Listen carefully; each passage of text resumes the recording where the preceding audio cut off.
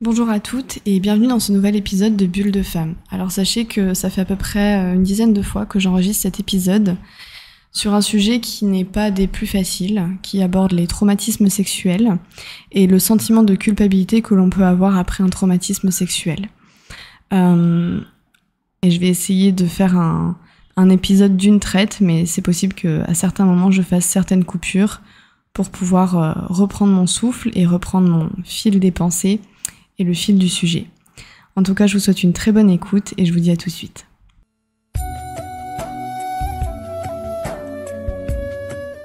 Bienvenue. Dans quoi? Bulle de Femme. C'est le podcast pour elles, à travers des pratiques holistiques et spirituelles.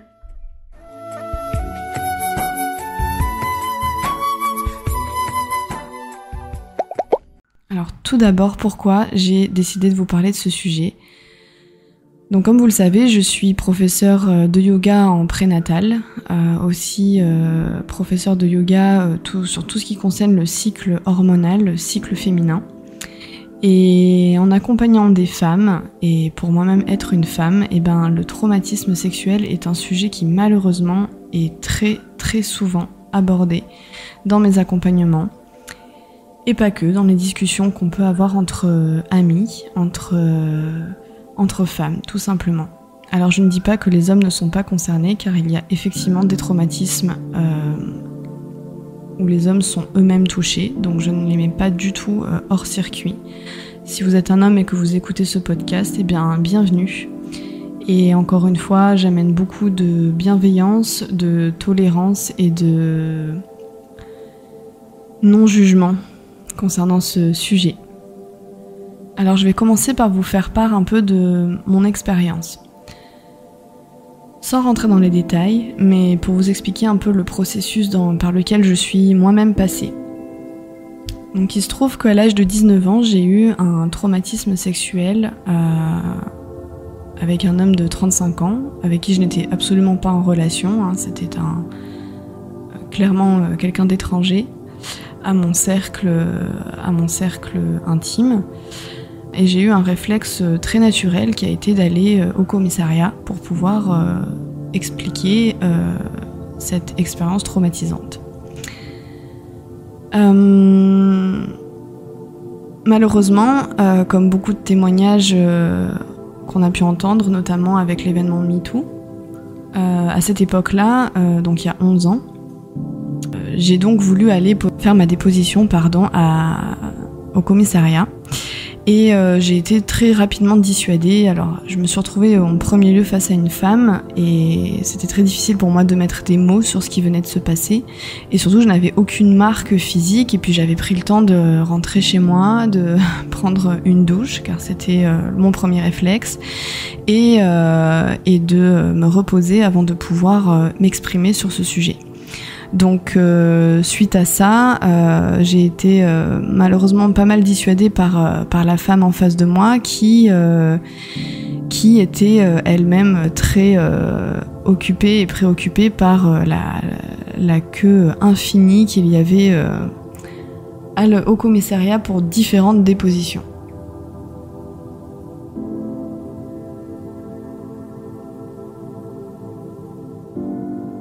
Donc à partir de là, qu'est-ce qu'elle m'a conseillé de faire? C'est de revenir le lendemain, de bonne heure, et pour faire ma déposition. Donc c'est chose que j'ai faite. J'y suis retournée le lendemain, de bonne heure, et en fait ça a été un homme, cette fois-ci, face à moi, qui m'a tenu le même discours, en me disant que ça allait être très très long avant de pouvoir prendre ma déposition. Et mentalement, je peux vous dire que là, j'étais plus du tout prête à attendre et à dire ce qui s'était passé. Donc après ça, qu'est-ce qu'il y a eu? C'est que j'ai eu un conseil la mère d'une amie qui m'a dit: écoute, je connais une psychiatre, tu peux y aller, ça va te faire du bien de pouvoir vider ton sac et de pouvoir voir ensuite ce que t'as envie de faire. Donc c'était très bienveillant de sa part.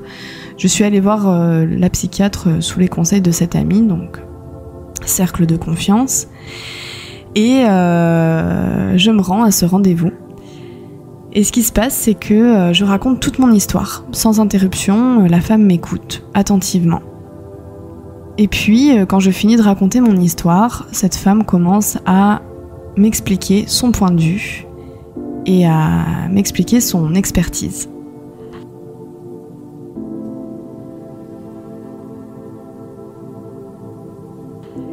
Et là, j'ai plus les mots.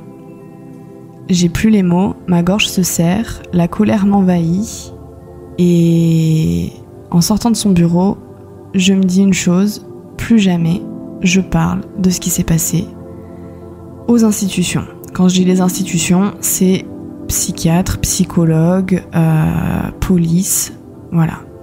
Alors j'en parle à mes amis, j'en parle à mon cercle proche, mais je n'en parle plus aux institutions. Pendant mon rendez-vous avec cette psychiatre, ce qui s'est passé, c'est que donc elle m'a clairement rendu responsable de ce qui m'était arrivé, et aussi elle m'a clairement mis le doute sur le fait de parler à la police, car quand on parle à la police, il va falloir raconter la version et les faits exactement de la même manière, avec les mêmes mots, pour être cohérente et pour pouvoir être soutenue.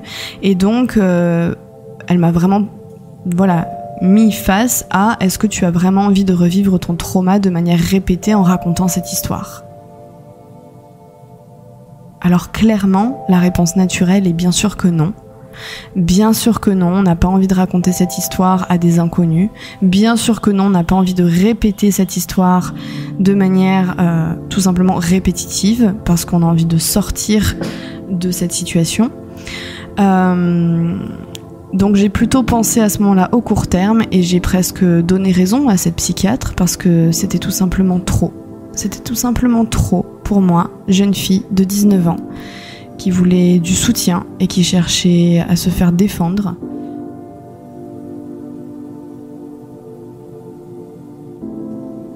Aujourd'hui, j'ai 30 ans, et après toutes ces années, et après ce recul, je me suis aperçue que ma vie sexuelle avait clairement changé, et avait clairement changé dans une direction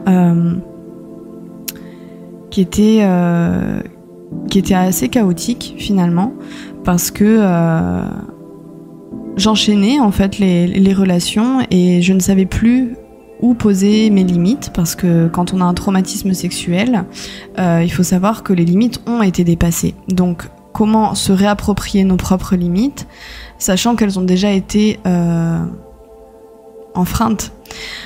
Donc ça a été quelque chose d'inconscient, où en fait j'ai enchaîné différentes relations, différents partenaires, et les limites ont été franchies, malheureusement encore à un certain moment où j'ai vécu un second traumatisme sexuel.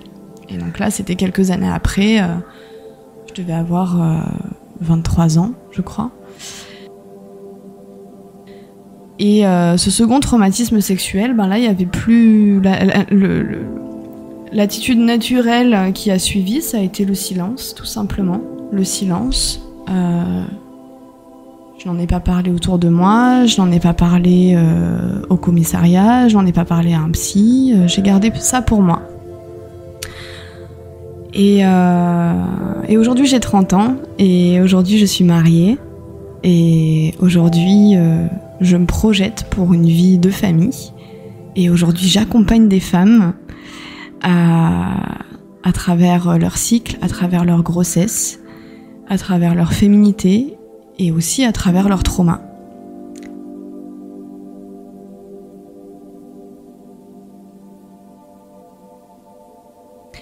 Je ne suis pas mon trauma, je ne suis pas mes émotions, je suis beaucoup plus. Et ça vaut pour tout le monde. On ne peut pas se résumer à un trauma, on ne peut pas se résumer à une émotion. Nous sommes beaucoup plus que ça.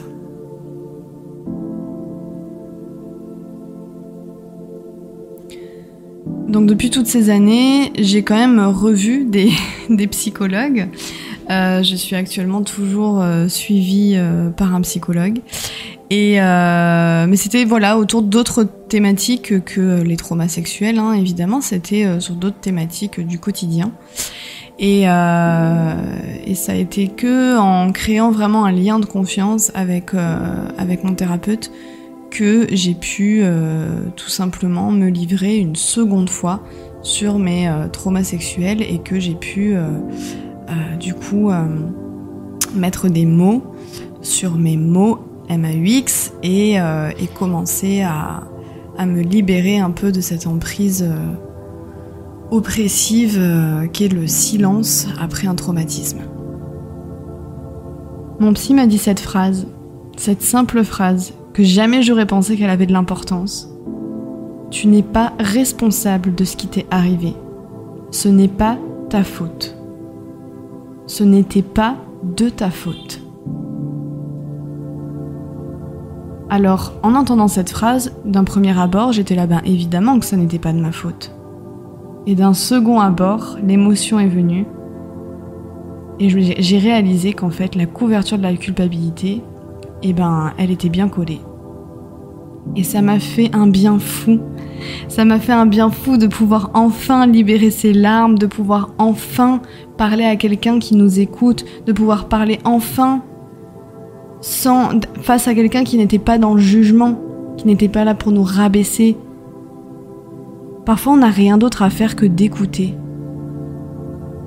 Et sache que oui, tu peux aller mieux. Que oui, tu peux construire la famille que tu veux. Que oui, tu peux te réapproprier ton corps. Que oui, tu peux réapproprier ta sexualité.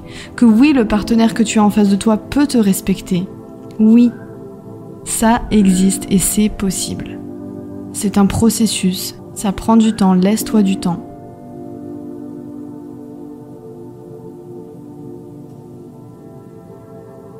Ça a été des phases de colère pendant l'intimité, de colère en dehors de l'intimité. Comment je vais me débarrasser de ce truc et d'où ça vient ce truc? Et tiens, si je le regardais en face ce truc-là, et si je me disais que j'en veux plus aujourd'hui?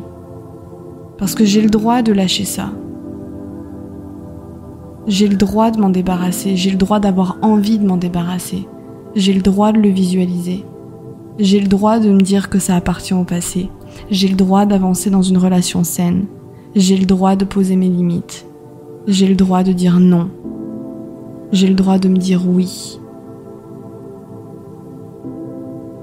Donc j'ai envie de vous encourager à vous faire accompagner. J'ai envie de vous encourager de ne pas lâcher.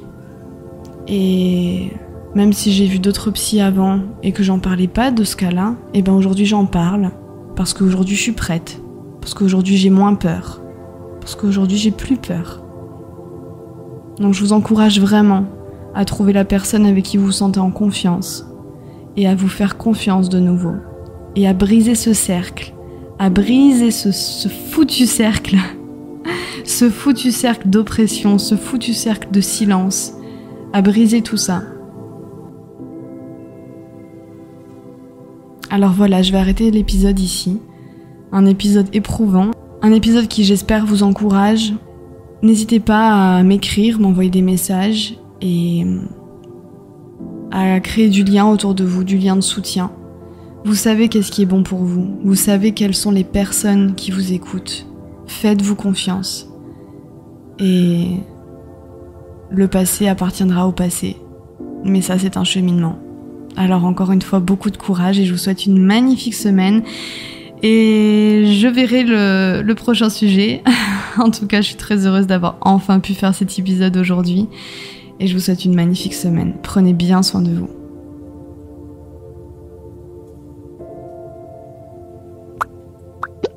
Je vous remercie pour votre écoute et si vous aimez les étoiles, sachez que lorsque vous en sélectionnez, le podcast se fera connaître plus facilement auprès des femmes. Et enfin, dans la description, vous trouverez les liens qui vous intéressent, dont celui de mon site web et réseaux sociaux. Merci et à bientôt dans De Femmes. Oh, tu vas me le faire à chaque fois? Je crois, oui.